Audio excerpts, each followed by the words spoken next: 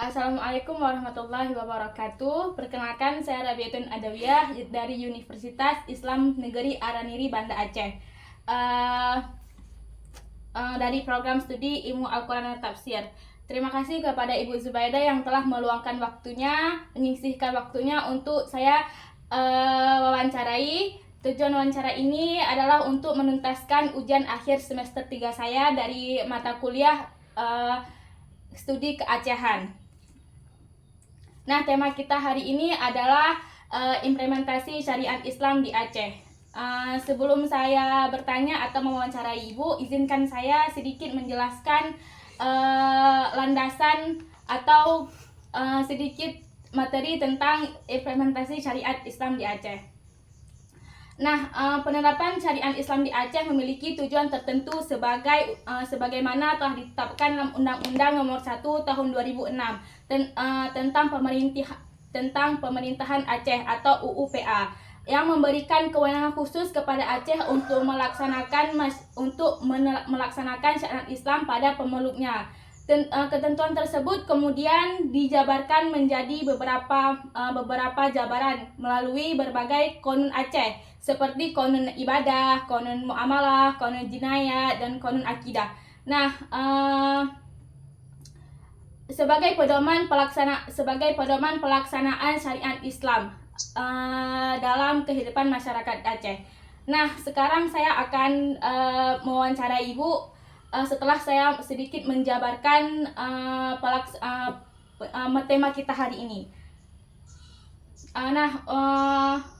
Untuk yang pertama, penerapan syariat Islam di Aceh bertujuan tertentu sebagaimana telah diamanatkan dalam UUPA dan Konun Aceh. Pemahaman dalam konsep syariat Islam menjadi hal penting untuk memulai keberhasilan implementasi. Nah, pertanyaannya Ibu, bagaimana pandangan Ibu mengenai konsep tujuan penerapan syariat Islam di Aceh?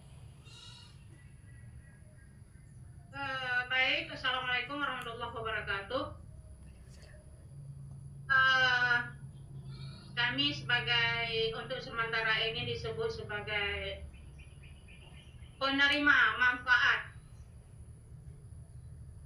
dalam pelaksanaan syariat Islam di Aceh yang berdasarkan UUPA.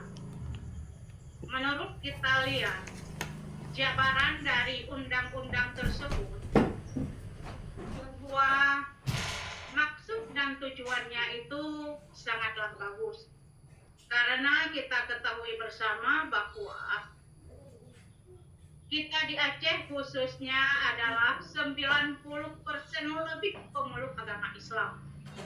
Otomatis UUPA yang menyatakan untuk syariat Islam terlaksana di Aceh itu sangat wajar, sangat wajar. Apalagi di situ terjabarkan bahwa yang melaksanakan syariat Islam itu bagi penganut agama Islam itu sendiri, tidak dibebankan kepada yang non-muslim yang berdomisili di Aceh.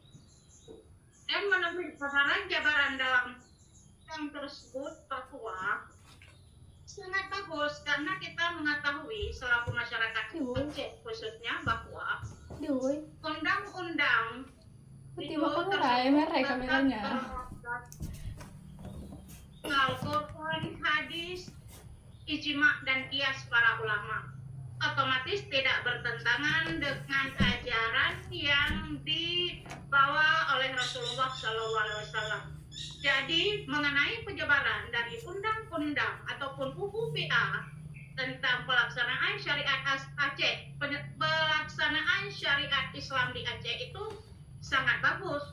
Tetapi apakah itu terlaksana dan tidak terlaksana, itu tergantung komitmen pemerintah daerah Aceh dan masyarakat Aceh itu pada khususnya.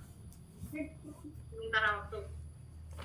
Terima kasih Ibu untuk jawabannya. Nah, mungkin yang kedua itu adalah syariat Islam tidak hanya berlaku dalam aspek hukum, tetapi juga tercermin dalam kehidupan masing-masing atau kehidupan sehari-hari atau bisa dibilang dengan sosial begitu.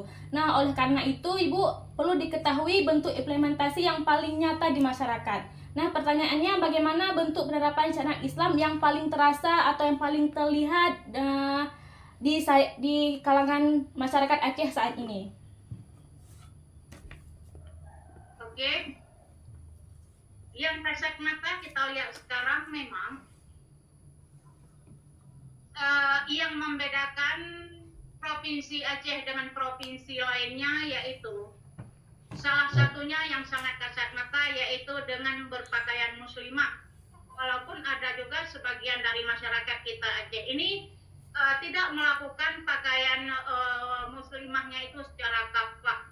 Cuman bisa diidentifikasi oleh non-muslim apakah di Aceh ataupun Indonesia dan internasional bahwa diketahui bahwa masyarakat masyarakat Aceh itu mayoritas muslim. Apa buktinya? Ketika kita lihat di pasar, di jalan, dan dimanapun di fasilitas umum bahwa rata-rata muslimah Aceh memakai jilbab. Itu merupakan salah satu mercusuarnya Aceh yang menyatakan bahwa Aceh muslim.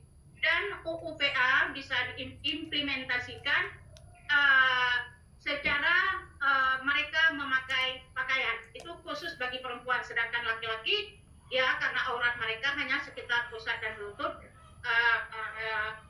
tidak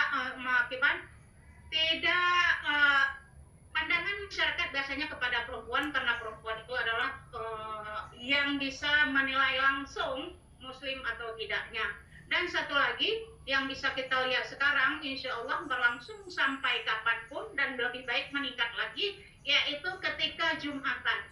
Ketika waktu sholat Jumat, jalan lengan, warung tutup, segala aktivitas perdagangan, aktivitas perkantoran tutup total, dan alhamdulillah para laki-lakinya menuju masjid untuk melaksanakan sholat Jumat. Itu salah satu implementasi yang nyata dapat kita lihat sampai sekarang ini. Terima kasih Ibu. Mungkin yang ketiga sekarang, keberhasilan implementasi syariat sangat tergantung pada sinergi antara pemerintah sebagaimana yang telah memberikan kebijakan dan masyarakat sebagai subjek pelaksanaan syariat tersebut. Nah, pertanyaannya bagaimana penerapan pemerintah dan masyarakat dalam mendukung penerapan syariat Islam di Aceh saat ini? Kalau dilihat oleh kacamata awam, mereka melihat memang ada implementasinya, tetapi ketika kita berjalan dari akar rumput kita sebagai manusia ataupun masyarakat Aceh, bahwa ada juga masyarakat kita yang kurang paham mengenai syariat Islam dan melakukan hal tersebut karena ketidakpahamannya. Maka kami selaku masyarakat meminta kepada pemerintah supaya melakukan sedikit sanksi kepada masyarakat apabila mereka tidak melakukan undang-undang yang sudah disahkan oleh pemerintah. Walaupun undang-undang tersebut kita berlandaskan kepada Al-Quran dan hadis. Makanya kami minta kepada pemerintah ya yang bertanggung jawab kepada hal ini supaya melakukan hal ini secara kafah, melakukan hal ini secara nyata, melakukan hal ini secara konkret. Dan hal ini juga jangan kita bebankan hanya kepada Dinas Syariat Islam dan kepada Satpol PP, tetapi kita minta kepada segala elemen pemerintah, apakah itu tingkat provinsi ataupun kabupaten, bekerja sama supaya bisa mengimplementasikan undang-undang UUPA tersebut bisa berjalan secara merata dalam masyarakat. Karena apapun cerita, tujuan dilaksanakannya, menurut kacamata saya tujuan dilaksanakan UUPA tersebut adalah untuk menjaga normalnya kehidupan manusia di dunia, dan semoga di akhirat kelak mereka tidak akan mendapatkan azab. Mungkin itu harapan saya, karena dari semua elemen pemerintah bekerja sama untuk bisa sama-sama menjaga masyarakat sebagai subjek dari UUPA tersebut. Mungkin itu. Nah, terima kasih. Mungkin yang keempat ya Ibu ya. Walaupun sudah mendapatkan izin yang kuat untuk menegakkan syariat Islam di Aceh, penerapan syariat Islam ini di Aceh juga menghadapi tantangan. Ada tantangan dari sisi pemahaman masyarakat. Nah, maksud dari sisi pemahaman masyarakat di Aceh ini kan besar Ibu ya. Nah, sedangkan beda tempat, beda adat. Mungkin gara-gara beda adat dan istiadat ini kurangnya ke konsistensinya untuk melakukan beberapa syariat. Nah, dari segi nasional, dari segi hukum nasional itu bisa dikatakan seperti hukum jinayat. Contohnya hukum jinayat salah satu hukumnya itu ada cambuk ya. Nah, bisa dibilang cambuk itu melanggar hukum nasional seperti HAM. Dan itu sangat ditentangkan dari berbagai aspek hukum ya Ibu. Dengan sisi pemahaman yang saya sebutkan tadi menyebabkan kurangnya konsistensi dalam penerapan hukum syariat, hukum sekarang ini, hukum yang telah dibuat oleh beberapa yang membuat kebijakan itu. Nah, pertanyaannya, menurut Ibu apa tantangan yang paling besar saat ini dalam mengimplementasikan syariat Islam dalam rangka hukum nasional Indonesia? Menurut dari penjabaran barusan dari Ananda mahasiswi UIN bahwa kendalanya terlaksana UPA di Aceh karena dikatakan bahwa dalam pepatahnya dikatakan bahwa lain lubuk, lain ikan, lain ladang, lain belalang, karena lain kabupaten itu lain adat istiadat. Tapi harus kita ketahui bersama bahwa kalau kita di Aceh, tidak Pak Podomorohong, hukum Mbak Syekh Kuala itu harus diingat. UPA itu sebenarnya antara kabupaten lain kalau berbicara dengan tidak bertentangan dengan adat Mbak Podomorohong tadi. Adat Mbak Podomorohong hukum Mbak Syekh Kuala itu tidak bertentangan. Karena apapun cerita, tetap kita di Aceh ini adalah Islam Sunni, ya Islam Sunni, dan hal itu tidak bertentangan. Tetapi menurut saya lihat di kampung-kampung itu ada beberapa kegiatan, beberapa penyalahgunaan hukum yang dikembalikan kepada kampung, ya. Tetapi karena kurang pahamnya masyarakat, kadang-kadang antara hukum yang sudah dibebankan, ada hukum, ada aturan, ada adat yang sudah disandangkan ke bahu para gesyik bahwa itu dibentuk dengan KUHP. Sedangkan KUHP itu berlaku dari Sabang sampai Merauke. Sedangkan kita UPA dari Sabang sampai Tumiang, Aceh Timur, ya perbatasan Aceh. Tetapi ketika dibenturkan, disitulah letak bahwa UPA itu tidak konsisten karena tidak searah dengan HAM. HAM itu dipilih menarik hukum nasional, dan hukum nasional itu kita ketahui bersama bahwa mereka itu berpijak pada hukum Belanda.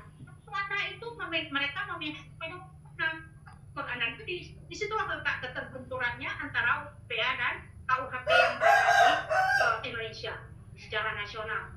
Tetapi kalau kita masyarakat Aceh konsisten dan masyarakatnya yang merupakan subjek daripada pelaksanaan UPA tersebut, kita harus konsisten, harus yakin, harus kerjasama semua lintas sektor supaya UPA dilaksanakan di Aceh itu secara menyeluruh.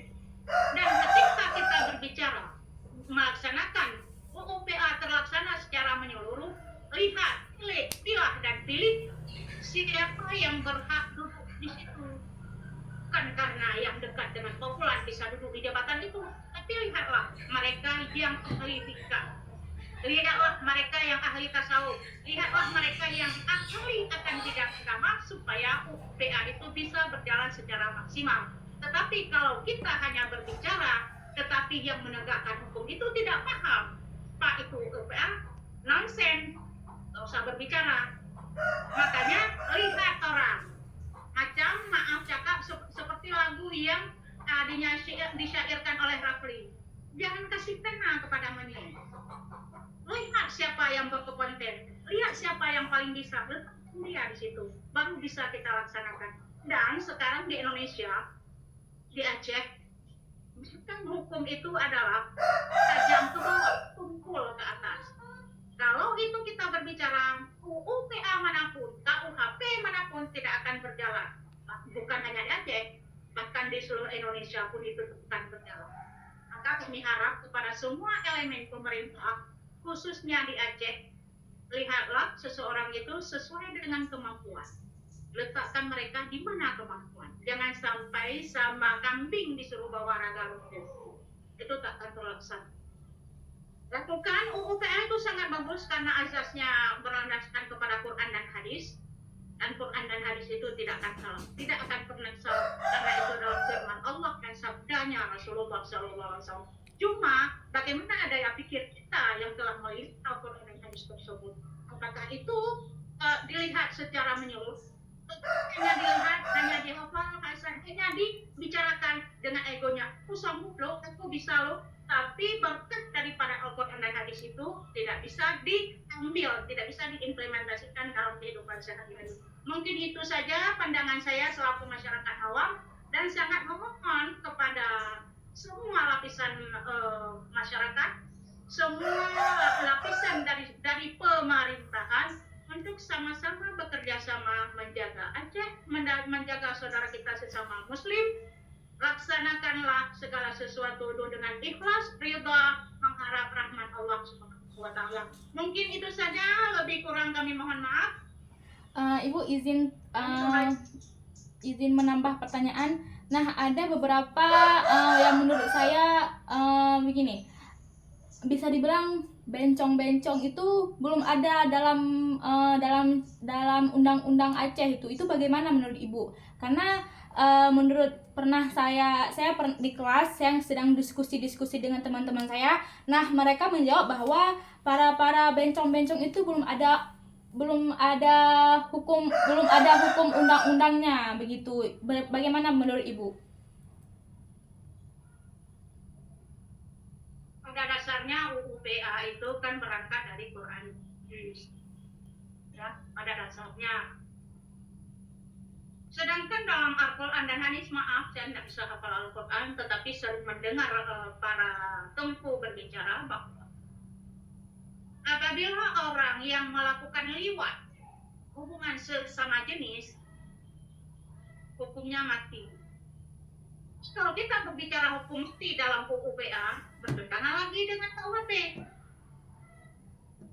Di situlah terbentur. Kita macam orang ini bilang, jelek-jelek, maunya masuk secara negosiasi, masukkan orang yang paham hal itu untuk menyusun UU PA supaya menjaga masyarakat Aceh, khususnya masyarakat Indonesia, khususnya supaya jangan terjadi hal-hal yang menyalahi aturan hidup bernegara dan hidup beragama. Hablum minallah terjalan, hablum minannas terlaksana. Karena apapun cerita, ya, mau tidak mau, tapi pasti walaupun agak lama, yang melakukan hubungan sesama jenis ataupun liwat, ataupun LGBT istilah sekarang, bahwa mereka itu sedang menciptakan penyakit yang tidak ada obatnya. Dan mereka terlaksananya hal tersebut, mereka itu termasuk menafikan perintah Rasulullah. Karena Rasulullah sendiri menyatakan adalah aku berbangga-bangga dengan banyak umat. Mana orang bisa hamil karena dia LGBT? Gimana bisa melahirkan kalau mereka LGBT? Otomatis dia memutuskanlah harapan Rasulullah SAW dengan berbanyak-banyak umat. Ini contohnya dalam Al-Quran jelas. Ketika kaum Nabi Nuh, bumi ditenggelamkan, bumi dibalikkan, orang jadi batu. Karena apa? Murkanya Allah. Ketika Allah murka, apalagi manusia. Berarti itu seperti saya bilang tadi, maaf, keterbatasan ilmu kami, bahwa pemerintah itu sebenarnya harus konsekuen dengan para ulama untuk membicarakan hal-hal eh, yang supaya UUPA berjalan secara kafah di Aceh. Itu mungkin. Nah, mungkin yang terima kasih Bu. Mungkin yang terakhir ya, pas setiap kebijakan yang dibuat pasti ada evaluasinya, ada kekurangannya, dilakukan evaluasi, mungkin ada kekurangan, ada yang harus ditambahkan. Nah, serta harapan untuk kedepannya. Bagi Ibu, apa evaluasi serta harapan kedepannya agar implementasi syariah di Aceh dapat berjalan dengan baik, konsisten, dan diharapkan sesuai dengan Ibu bilang tadi, Al-Quran dan hadis. Maaf, mungkin tergantung siapa yang mendengar, bahwa kami selaku masyarakat Aceh mengharapkan bahwa generasi Aceh ke depannya itu lebih baik dari kami sekarang dalam menjalankan syariat Islam. Karena kita semua tahu bahwa kehidupan ini adalah untuk menunggu mati. Undang-undang PA itu direncanakan oleh para ulama terdahulu yang dinamakan dengan kanun, bahwa itu supaya menjaga anak cucu, generasi muda, generasi penerus Aceh, supaya mereka menjalankan syariatnya itu secara betul dan benar. Tetapi apapun cerita, kita hidup dalam era modernisasi sekarang, dan kita Aceh adalah contohkan ataupun daripada Indonesia. Mau tidak mau kita harus undang-undang yang ada di Indonesia, walau ada sebagian yang sudah dilimpahkan kepada kanun UUPA yang ada di Aceh. Cuma kami mengharapkan, seperti kami bilang barusan, bahwa supaya PA itu bisa direvisi asal landasannya tidak berubah, karena dia bukan Al-Quran dan bukan hadis. Tetapi yang merevisi itu bukan bakat kaya batik. Yang merevisi itu yang paham akan hukum agama. Ini sudah direvisi UUPA, siapa yang merevisi? Umpamanya ketua DPR, ataupun si ini, si itu, ya. Tetapi mereka kurang kan agama. Revisi, duduk, lihat, nilai. Sedangkan landasan contoh dan kebijakan kita itu bahwa bisa kita lihat contohnya kalian pada sehari-hari. Dan kita terapkan si UUPA menurut saya, tetapi yang merevisi itu siapa? Tujuannya untuk apa? Dan perlu kita pahami, khususnya bagi Ananda mahasiswa dari Papua, apapun yang kita lakukan, terutama para pemimpin, kullukum ra'in wa kullum mas'ulun an ra'iyat. Setiap kita ini pemimpin, dan setiap pemimpin akan dimintai bertanggung jawab. Setiap kita melakukan sesuatu aturan, itu Al-Quran memihak pada agama, apakah dia memihak pada huruf yang membuat kebijakan. Itu yang perlu dipahami. Dan kami awam, kalaupun kami diminta tidak bisa paham, apalagi dunia tidak bisa, akhirat pun apalagi. Itulah, tempatkan orang-orang yang berkompeten, lihat di lapangan bagaimana hasilnya, bagaimana cara buatnya, bagaimana cara implementasinya. Insya Allah masyarakat Aceh bisa melaksanakan UUPA secara menyeluruh untuk ketentraman, kenyamanan seluruh masyarakat Aceh khususnya. Mungkin itu saja, lebih kurang kami mohon maaf, dan itu yang bisa kami jabarkan. Terima kasih dengan berakhirnya jawaban Ibu. Saya juga pertanyaannya saya juga sudah habis. Terima kasih atas waktu Ibu.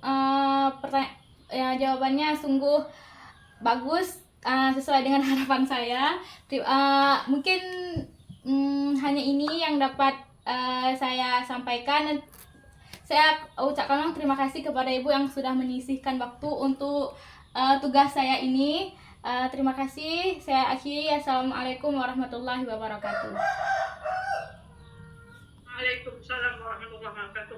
Mudah-mudahan berkah, bermanfaat, ambil hikmahnya, buang yang tidak bermanfaat. Assalamualaikum warahmatullahi wabarakatuh. Terima kasih. Waalaikumsalam warahmatullahi wabarakatuh.